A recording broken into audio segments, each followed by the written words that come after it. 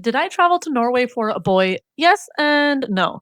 And before my family comes for me, I'm kidding. I did go visit my solo traveler friend who I actually met on my very first solo trip in Gran Canaria last year, but that's besides the point because I went to Norway and absolutely nothing could have prepared me for it. Welcome to episode 6 of my travel diaries. I know it's been a minute, but before we get to two of my favorite parts of the trip, I'm going to cover the rest of the highlights. And by the way, I'm going to apologize in advance if I pronounce something wrong. I'm trying my best here. Starting off with staying at the cottage country around Egersund, which was just stunning and surrounded by views. We visited the Egeroy Lighthouse, saw more cows, stopped at Trollpicken, which, yes, translates to the trolls' private parts, and saw more goats, of course. We also visited some of the prettiest beaches with gnarly waves, explored Stavanger, the city that my friend calls home, and of course stopped at the iconic Sverred's Fjell. And now on to two of the best and hardest hikes I've ever done. First up was Brufjell Hollene. Let me show you all of the warnings, and yes, I still went. Apparently, the trail that leads to the famous caves that this hike is famous for is a black graded trail, which is considered the hardest trail level in Norway. And let me tell you, I had debated this hike for days leading up to it, but I'm so glad I did it because honestly, it wasn't as bad as I thought. After hiking for hours, climbing and crossing a mountain to a second trail by accident, reaching the peak, and finally climbing down the side of a cliff using a makeshift via ferrata with no clips, just metal footholds, we reached these massive potholes carved into the side of the cliffs. I honestly couldn't believe I actually made it, but I was so proud of myself. The views were absolutely stunning. The way back was much easier in my opinion, but that's probably because by then the fear had subsided. If anything, I was just tired. I also fell on the way back and stepped into a 3-foot swamp, but it's okay because I did it. The next hike was Preikestolen,